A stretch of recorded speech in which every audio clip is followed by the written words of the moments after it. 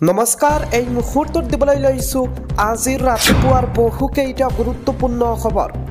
আজি হৈছে 18 মাৰ্চ আৰু এই ধৰণৰ খবৰসমূহ নিতৌ চাবৰ বাবে চেনেলটো সাবস্ক্ৰাইব কৰি ভিডিঅ'টোত এটাকৈ লাইক কৰি দিব।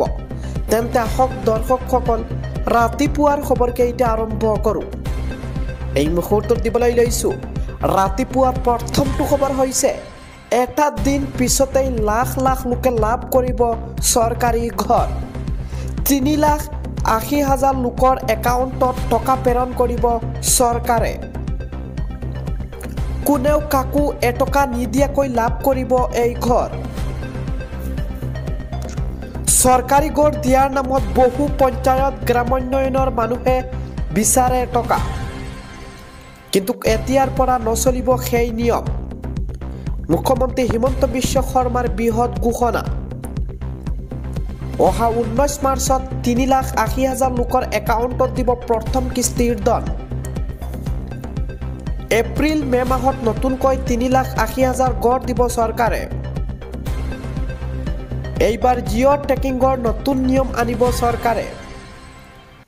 জীৱিকা সখী বাইদেৱে কৰিব জিঅ' ট্ৰেকিং। নিজেই জিঅ' ট্ৰেকিং কৰিব পৰা ব্যৱস্থাই আনিব চৰকাৰে। নিজৰ ঘৰৰ ফটো আৰু ঠিকনা দি জিঅ' ট্ৰেকিং কৰিব পাৰিব। পকী গড় থকা লোকে চৰকাৰী গড় লাভ কৰিলে দিব পাৰিব অভিযোগ। ভুৱা হিতাধিকাৰীৰ বিৰুদ্ধে কঠোৰ পদক্ষেপ ল'ব হিমন্ত বিশ্ব শৰ্মাই। শীঘ্ৰেই অভিযোগ দাখিলৰ বাবে নম্বৰ মুকলি কৰিব চৰকাৰে। পঞ্চায়ত গ্ৰামোন্নয়নৰ টকা দি ঘৰ লোৱাসকল সাৱধান কৰি দিলে মুখ্যমন্ত্ৰী ডক্টৰ হিমন্ত বিশ্ব শৰ্মাই। আপুনি দিয়া অভিযোগৰ ভিত্তিত তদন্তৰ আওতাত আহিব সকলো। ফেচবুক লাইভ যোগে ভুৱা হিতাধিকাৰীক লৈ মুখ্যমন্ত্ৰীৰ কঠোৰ বাৰ্তা। আজি ৰাতিপুৱাৰ পৰৱৰ্তী খবৰটো হৈছে বিদ্যুৎ স্পষ্ট হৈ ৰংগিয়া ইছলামপুৰৰ ৰাজীৱ আলীৰ কৰুণ মৃত্যু। হাই ভল্টেজ তাৰৰ সংযোগ হৈ থকা বাহনত লাগি বিদ্যুৎ স্পষ্ট ৰাজীৱ। আমি পুনৰবাৰ জনাই আছো বিদ্যুৎ স্পষ্ট হৈ ৰংগিয়া ইছলামপুৰৰ ৰাজীৱ আলীৰ কৰুণ মৃত্যু হৈছে। হাই ভল্টেজ তাৰৰ সংযোগ হৈ থকা বাহনত লাগি মৃত্যু হৈছে ৰাজীৱ আলীৰ। আজি ৰাতিপুৱাৰ আন এটা খবৰ হৈছে মুছলমানৰ প্ৰতিবাদত উত্তাল হৈ পৰিছে ৰাজধানী দিল্লীৰ যন্তৰ মন্তৰ। মুছলমানৰ প্ৰতিবাদক লৈ দিল্লীত হাহাকাৰ পৰিস্থিতি। ৱাকফ সংশোধনী বিধেয়কৰ বিৰুদ্ধে দিল্লী কঁপাইছে মুছলমানে। মোদী চৰকাৰৰ বিৰুদ্ধে লাখ লাখ মুছলমানৰ গৰ্জন। কোনো পধ্যেই ৱাকফ সংশোধনী আইন মানি নোলোৱাৰ হুংকাৰ। আমি পুনৰবাৰ জনাই আছো ৰোজা ৰাখি খালী পেটেৰে প্ৰতিবাদত নামিল দিল্লীত মুছলমান। 10 বজাৰ লগে লগে কঁপি উঠিছে দিল্লীৰ যন্তৰ মন্তৰ। ৱাকফৰ সম্পত্তি কেৱল মুছলমানৰ সম্পত্তি। আমাৰ অধিকাৰ কাঢ়ি ল'ব বিচাৰিলে বিজেপি চৰকাৰে।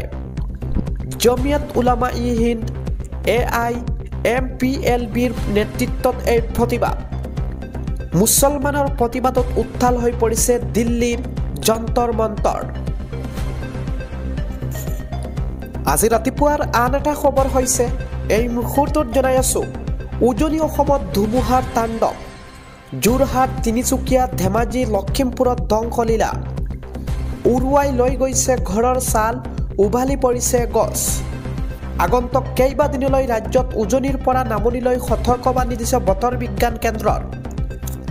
কোকৰাঝাৰ, ধুবুৰী, বঙাইগাঁও, চিৰাং, বৰপেটা, গোৱালপাৰা, বজালী, নলবাৰী, কামৰূপ মেট্ৰ', দৰং, ওদালগুৰি।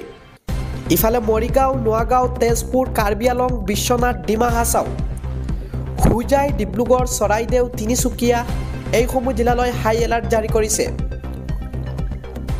গোলাঘাট, যোৰহাট, মাজুলী, ধেমাজি, শিৱসাগৰ, লখিমপুৰ জিলাতো হাই এলাৰ্ট জাৰি কৰিছে।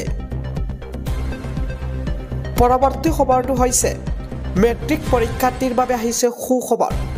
সমাজ বিজ্ঞানৰ পৰীক্ষাত পাব অতিৰিক্ত নম্বৰ। সমাজ বিজ্ঞানৰ প্ৰশ্ন কাকত কঠিন হৈছিল বুলি মুখ্যমন্ত্ৰীৰ অভিযোগ দিছিল শিক্ষাৰ্থীসকলে। তাৰ পাছত ঘোষণা হিমন্ত বিশ্ব শৰ্মাৰ। আজি ৰাতিপুৱাৰ আন এটা খবৰ হৈছে এডিআৰিৰ তৃতীয় চতুৰ্থ বৰ্গৰ মৌখিক পৰীক্ষা আৰু স্কিল লিষ্টত জুন মাহত অনুষ্ঠিত হ'ব। অহা 10 অক্টোবৰত এডিআৰিত উত্তীৰ্ণ প্ৰাৰ্থীৰ বৃহৎ নিযুক্তি।